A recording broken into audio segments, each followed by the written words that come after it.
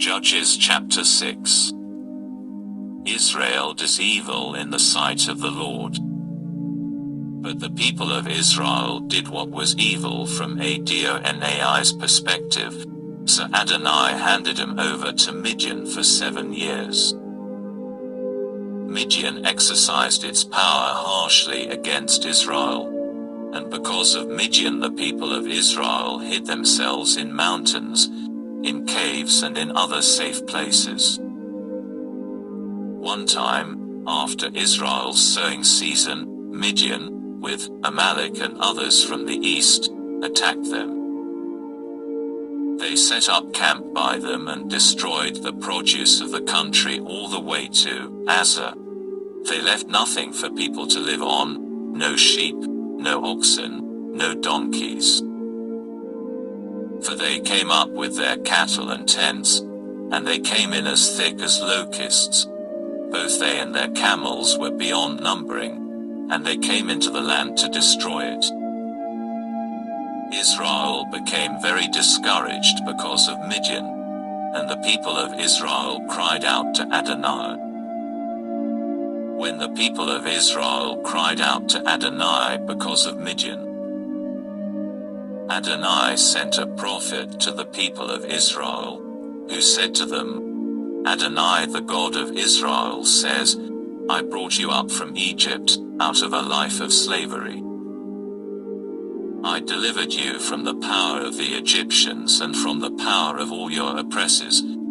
I drove them out ahead of you and gave you their land. And I said to you, I am Adonai your God. You are not to be afraid of the gods of the Amori in whose land you are living. But you paid no attention to what I said. God calls Gideon. Then the angel of Adonai came and sat under the pistachio tree in Ophrah that belonged to Joash the Abiezri. His son Gideon was threshing wheat in the winepress, in order to hide it from Midian. The angel of Adonai appeared to him and said to him, You valiant hero, Adonai is with you. Excuse me, sir, answered Gideon, but if Adonai is with us, then why is all this happening to us? And where are all his miracles our ancestors told us about when they said, Didn't Adonai bring us up from Egypt? For now Adonai has abandoned us and handed us over to Midian. Adonai turned to him and said, Go in this strength of yours and save Israel from the hands of Midian. Haven't I sent you? But Gideon answered him, Forgive me, my Lord, but with what am I to save Israel? Why, my family is the poorest in Manasseh, and I'm the youngest person in my father's house. Adonai said to him, Because I will be with you, you will strike down Midian as easily as if they were just one man. Gideon replied, If indeed you favor me, would you mind giving me a sign that it is really you talking with me? Please don't leave until I go and return with a gift and present it to you. He replied, I'll wait till you come back. Gideon went in, cooked a young goat and made matzit from a bushel of flour.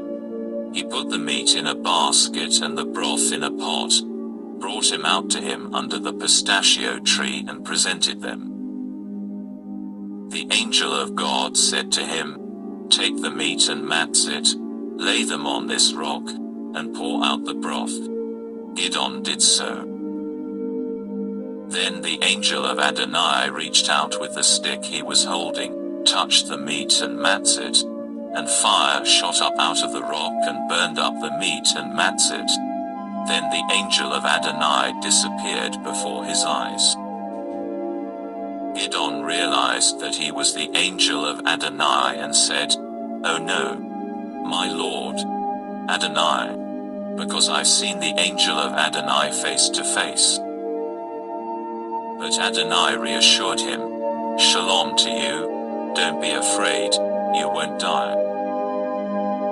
Then Gideon built an altar there to Adonai and called it Adonai Shalom. To this day it remains in Ophrah of the Aviezri. That very night Adonai said to him, "Take your father's bull and the other bull, the 7-year-old. Destroy the altar to Baal that belongs to your father, cut down the sacred pole next to it, and build a proper altar to Adonai your God on top of this strong point. Then take the second bull, and offer it as a burnt offering, using the wood of the sacred pole you cut down." Gideon took 10 of his servants and did what Adonai had told him to do. He didn't do it by day, because he was afraid of the men in his father's household and those from the city, so he did it at night. When the men of the city got up the next morning, there was the altar of Baal destroyed, the sacred pole cut down, and the second bull a burnt offering on the newly built altar. They asked each other, who could have done this? But after investigating, they concluded that Gideon the son of Joash had done it. "Bring out your son," the men of the city demanded of Joash, "so that he may die, because he destroyed the altar of Baal and cut down the sacred pole next to it." But Joash said to all those crowding around him, "You're defending Baal, are you? It's your job to save him. Anyone who defends Baal will be put to death before morning. If he's a god, let him defend himself. After all, somebody destroyed his altar." Therefore on that day Gideon was given the name Yerubbaal, "Let Baal defend," because they said, "Let Baal defend himself against him, since he destroyed his altar." Now all Midian, Amalek and the others from the east joined forces, crossed the Jordan, and set up camp in the Yisrael valley. But the spirit of Adonai covered Gideon. He sounded the call on the shofar, and Aviezer rallied behind him. He sent messengers throughout all Manasseh, and they too rallied behind him. He also sent messengers to Asher, Zebulun and Naphtali, and they came up to join them. Gideon said to God, "If you are going to save Israel through me, as you said you would, then, here, I will lay a wool fleece on the threshing floor. If there is dew on the fleece only, while all the ground stays dry, I will be convinced that you will save Israel through me, as you said you would." And it happened.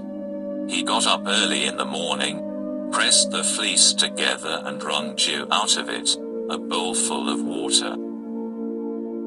But Gideon said to God, "Don't be angry with me because I am asking one more thing. Let me make one more test, please. This time let it be dry only on the fleece, with dew all over the ground." And that is what God did that night. It was dry only on the fleece, even though there was dew all over the ground.